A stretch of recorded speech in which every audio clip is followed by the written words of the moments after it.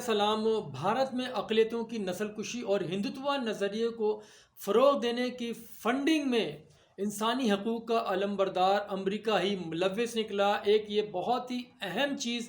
آپ سے آج میں شیئر کر رہا ہوں، اور یہ ایک الجزیرہ کی بھی رپورٹ ہے، اور انہوں نے سب سے پہلے اس پہ آواز اٹھائی تھی کہ جو انڈیا کے اندر جس طرح سے مسلمانوں، دلت اور کرسچنز کی نسل کشی کی جا رہی ہے، ان کی زندگی کو مسدود کیا جا رہا ہے، انہیں پابند سلاسل کیا جا رہا ہے، ان کا سوشل بائیکاٹ کیا جا رہا ہے، اور اس کے پیچھے جو کمپین چل رہی ہے اس کا سرمایہ وہ امریکہ سے بھارت منتقل ہو رہا ہے۔ جو بھارت کی جو حکمراں جماعت ہے، اس کی جو انتہا پسند جو تنظیم ہے RSS، اس کو براہ راست فنڈنگ ہو رہی ہے، اور اس کے ذریعے مسلمانوں کو بھی قتل کیا جا رہا ہے، کرسچنز کو بھی قتل کیا جا رہا ہے، اور جو نچلی ذات ہے دلتوں کی، ان کے بھی زندگی اجیرن کی جا رہی ہے ان کے اوپر۔ اور یہ ایک انکشاف، حیرت ناک انکشاف ہوا ہے کہ جس طرح سے کووڈ کے متاثرین کے لیے امریکہ میں ان کی امداد کی گئی، حکومت نے بڑے پیمانے پر وہ ان کے لیے فنڈ اناؤنس کیا، اور اس میں کیونکہ جیسا کہ علم ہے آپ کے بھی کہ امریکہ میں بھارت کے شہری بڑی تعداد میں، ملینز میں بھارتی شہری وہاں آباد ہیں، اور جو امریکہ نے کووڈ متاثرین کے لیے جو اسمال بزنس کرتے ہیں، جو دکانیں ہیں، جو انڈیویجولز ہیں، ان سب کو منتھلی انہوں نے اسٹائپن دیا تھا۔ اس کرونا وائرس کی وجہ سے جو بے روزگار ہوئے یا جن کا کاروبار متاثر ہوا، ان سب کو پیسہ دیا جا رہا تھا براہ راست ماہانہ۔ اچھا، وہ جو فنڈ وہاں تھا، وہ جو 4 سے 5 تنظیمیں جو انتہا جو دائیں بازو کی تنظیمیں ہیں، جو امریکہ میں سرگرم ہیں، وہاں پہ بھی وہ ہندوتوا نظریے کے فروغ کے لیے تنظیموں کی مدد کرتی ہیں، اور انڈیویجولز کی بھی۔ ان تنظیموں نے سارا فنڈ جو ہے وہ براہ راست وہاں سے جو کووڈ متاثرین کا فنڈ تھا، جو امداد کے طور پہ دیا گیا تھا، وہ سارا فنڈ بھارت بھیجا گیا، جو RSS کو براہ راست دیا گیا، اور اس تنظیم کو دیا گیا کہ جو مسلمانوں، کرسچنز اور دلتوں کی نسل کشی میں ملوث ہے۔ اچھا، اس کا جس طرح سے پتہ چلا کہ مسلمانوں کی جو تنظیم ہے امریکہ کے اندر اور کرسچنز کی، انہوں نے اس پہ آواز اٹھانی شروع کی کہ یہ بہت بڑی تعداد میں جو یہ فنڈ ہے امریکہ سے یہ بھارت منتقل کیا جا رہا ہے، اور یہ انہیں دیا جا رہا ہے جو ہندوتوا نظریے کو فروغ دے رہے ہیں، جو یہ ان کی مودی کی جو پالیسی ہیں اس کو آگے بڑھا رہے ہیں۔ اس کی پالیسیوں کے آگے بڑھانے کے لیے وہ سب کا جو اقلیتیں ان کا راستہ روک رہی ہیں، ان کا کنورژن اور ریلیجن کنورژن کی طرف ان کو لے کے جا رہی ہیں۔ اچھا، یہی وجہ ہے کہ بھارت میں جس طرح سے مسلمانوں کو مارا گیا، سر راہ پانی کوئی مانگتا تھا تو انہیں مار دیا جاتا تھا، تشدد کیا جاتا تھا۔ اچھا، اسی طرح سے جو چینی یلو چینی کے نام سے مشہور، ان کو مارا جاتا تھا۔ جو یہ لینڈ لاک جو 7 سسٹرز جو اسٹیٹس ہیں،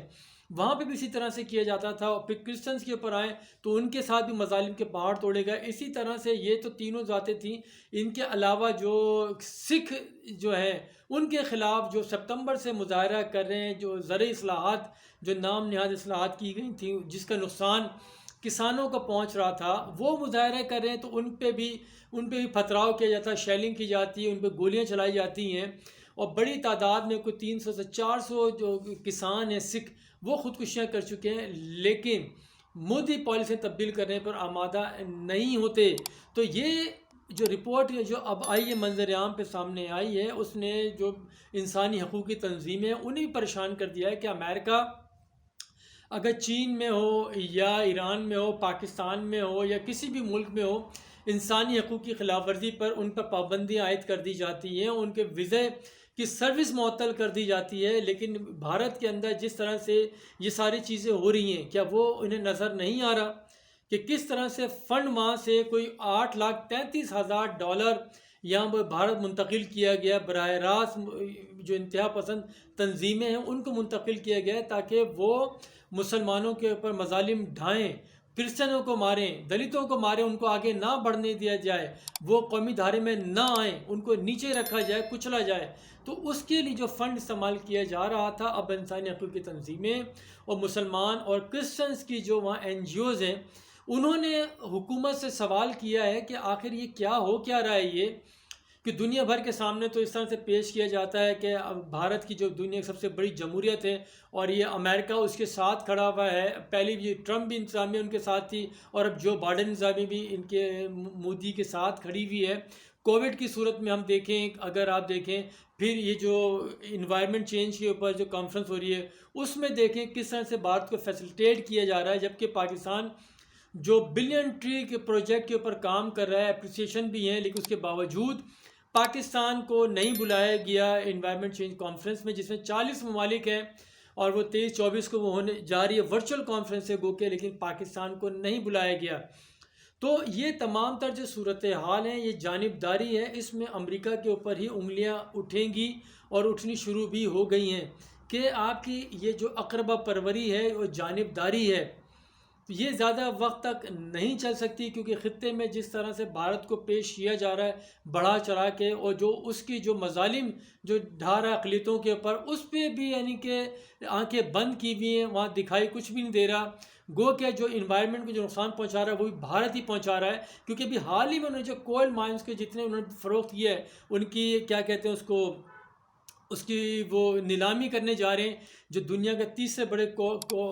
کوئلے کے ذخیرے وہاں موجود ہیں اس کی بڈ کرنے جا رہے ہیں، تاکہ جو پرائیویٹ سیکٹر گورنمنٹ نہ کرے، پرائیویٹ سیکٹر بڑی مقدار میں وہاں سے کوئلہ نکالے اور اس کو انرجی کے لیے استعمال کرے، اور اسی کوئلے کے سے جو فضا کو جو نقصان پہنچتا ہے اس کا کوئی امیجن نہیں کیا جا سکتا. تو یہ نظریہ ہے بھارت کا، اور دوسری طرف امریکہ ہے جو آنکھیں بند کر کے بیٹھا ہوا بھارت کی طرف سے. لیکن اب یہ جو ایشو ہے، جو کووڈ فنڈ کو جس طرح سے بھارت میں انتہا پسندی کے لیے استعمال کیا جا رہا ہے، یہ وہ سوال ہے. اس کا جواب لیے بغیر انسانی حقوق کی تنظیمیں اور کرسچن اور دلت اور مسلمان آرام سے نہیں بیٹھیں گے، اور بیٹھنا بھی نہیں چاہیے کہ جس طرح کی جانبداری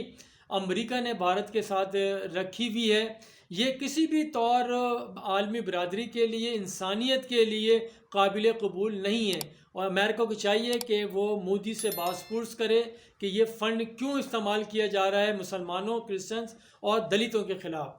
بہت شکریہ. خدا حافظ.